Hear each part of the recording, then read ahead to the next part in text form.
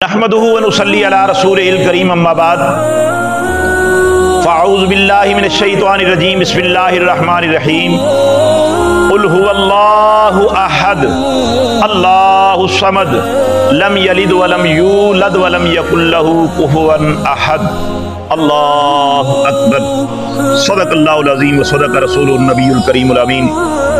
मौजूद सामीन हज़रात, पिछले दर्स के अंदर हमने सूरत इखलास की फजीलत को बयान किया था। आज भी एक रवायत अर्ज करके इंशाअल्लाह लज़ीज़ हम दुआ मांगते हैं। सूरत इखलास की बड़ी फजीलत है, इसको कसरत से पढ़ा जाए।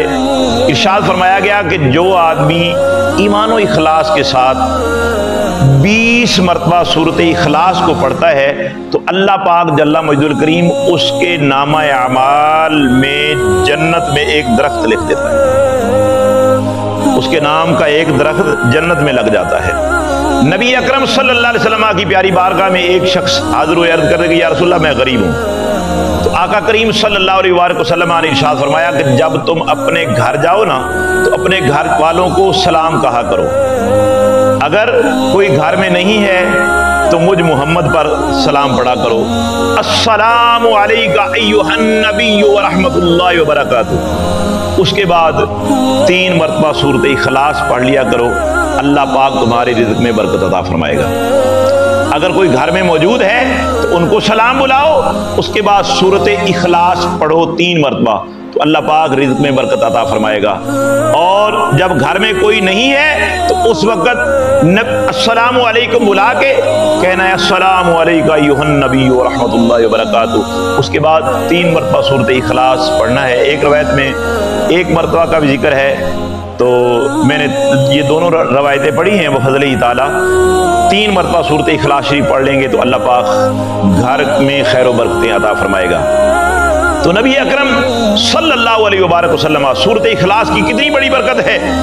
नबी अकरम सल्लल्लाहु अलैहि वसल्लम एक जनाजे में शामिल हुए तो आका करीम सल्लल्लाहु अलैहि वसल्लम ने फरमाया, भाई मैयत का किसी ने कर्जा देना है? तो एक साहब खड़े हुए कि या रसूलुल्लाह सल्लल्लाहु अलैहि वसल्लम इसने मेरा कर्जा देना है। तो हुजूर के एक सहाबी खड़े हो गए, अर्ज करते या रसूलुल्लाह तुम इसका जनाजा पढ़ाओ, इसका कर्जा मैं अदा कर देता हूँ। जब दूसरा जनाजा आया तो आका करीम सल्लल्लाहु अलैहि वसल्लम ने फिर फरमाया, भी इस मैयत ने किसी का कर्जा देना है? एक शख्स खड़ा हुआ, या रसूलुल्लाह इसने मेरा कर्जा देना है। तो आका करीम सल्लल्लाहु अलैहि वसल्लम ने जब फरमाया भी इसने किसी का कर्जा देना है तो हजरत अली कर्रमल्लाहु वजहहु करीम खड़े हो गए, अर्ज करते या रसूलुल्लाह इसका कर्जा मैं अदा कर देता हूँ। तीसरा शख्स आया, तीसरे शख्स का जनाजा जब आया तो आका करीम सल्लल्लाहु अलैहि वसल्लम ने फरमाया, भाई इसने किसी का कर्जा देना है। एक शख्स खड़ा हुआ, या रसूलुल्लाह इसने मेरे 10 दिरहम देने। कोई भी आगे नहीं बढ़ा कि उसका कर्जा कोई अदा कर दे। सरकार इस्लाम ने फरमाया कि मैं इसका जनाजा नहीं पढ़ता, चूंकि इसने 10 दिरहम देने थे तो मैं तो इसका जनाजा नहीं पढ़ता, तुम पढ़ो। फनादाना जिब्रील अमीन अलैहिस्सलाम नाज़िल हो गए, अर्ज करते कि या रसूलुल्लाह सल्लल्लाहु अलैहि वसल्लम तुम इसका जनाजा पढ़ो, इसका कर्जा मैं अदा कर आया हूं। अल्लाह पाक ने मुझे भेजा है कि जिब्रील जाओ इंसानी शक्ल में इसका कर्जा अदा करके आओ। तो आका करीम सल्लल्लाहु अलैहि वसल्लम ने नमाज जनाजा पढ़ी। उसके बाद जबरील से दरियाफ्त किया कि या जबरील क्या वजह है? एक का जनाजा आया तो उसके भाई सिहाबी ने कर्जा अदा कर दिया, दूसरा जनाजा आया तो हजरत अली ने कर्जा अदा कर दिया, इसका जनाजा आया तो किसी ने कदम नहीं बढ़ाया कि आकर मुझे कहे कि इसका कर्जा अदा कर दूंगा, तुम कैसे आ गए? तो आका करीम सल्लल्लाहु अलैहि वसल्लम की बारगाह में जिब्रील अमीन अलैहिस्सलाम अर्ज करते हैं कि या रसूलल्लाह सल्लल्लाहु अलैहि वसल्लम वजह यह है कि ये कर्ज देने का दिल में इरादा रखता था कि मैंने कर्जा देना है, लेकिन इसके बाद तौफीक नहीं हुई। और ये सूरत इखलास कुल वल्लाह शरीफ कसरत से पढ़ता था, जिसमें खुदा की वहदानियत का जिक्र है, खुदा की तौहीद का जिक्र है। तो अल्लाह पाक जल्ला मजदुल करीम ने मुझे इंसानी शक्ल में भेजकर इसका कर्जा अदा करवा दिया है।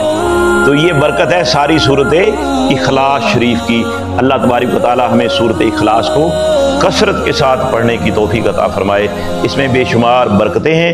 अल्लाह पाक हमारे हाल पे रहम व करम फरमाए। सूरत इखलास की बरकत से अल्लाह पाक हमारे गुनाहों को नेकियों में बदल दे, हमारी परेशानियों को खुशियों में बदल दे, हमारी नादानियों को समझदारियों में बदल दे। अल्लाह पाक हमारे हाल पे रहम व करम फरमाए। आमीन सुम्मा आमीन बजाहे नबी।